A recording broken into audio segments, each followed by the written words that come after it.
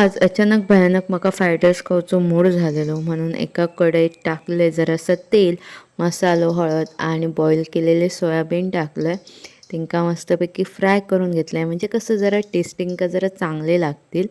आणि त्याच्यानंतर मग परत भांडी वगैरे काढूक नको म्हणून त्याच कढईमध्ये मी आता फ्राईड राईस करणार होते. तर तेल घेतलं आहे, त्याच्यात लसूण आणि आला बारीक चिरून टाकलं आहे, कांदो टाकला आहे. तुमच्याकडे शिमला मिरची वगैरे असली तर तुम्ही टाकू शकता.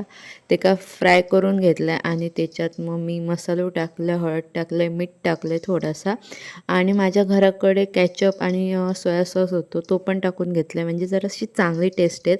आणि परत सगळं फ्राय वगैरे करून घेतलं आहे म्हणजे थोडक्यात एक सॉस रेडी झालो.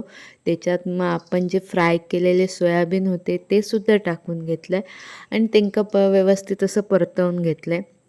आता आपल्याक त्याच्यात टाकूचं होतो राईस म्हणजे तुमका जेवढं राईस हवं तेवढं तुम्ही टाकू शकता. माझ्या क्वांटिटीनुसार म्हणजे माका एकट्याक खावचं होतं म्हणून मी जरासंच राईस टाकलं आहे आणि परत ते का एकदम मस्तपैकी मिक्स करून घेतलं आहे. आणि वास तर एक नंबर येत होतो, फ्राईड राईससारखंच वास येत होतो, फक्त त्याच्यात सोयाबीन होते त्यामुळे हाय प्रोटीन होता.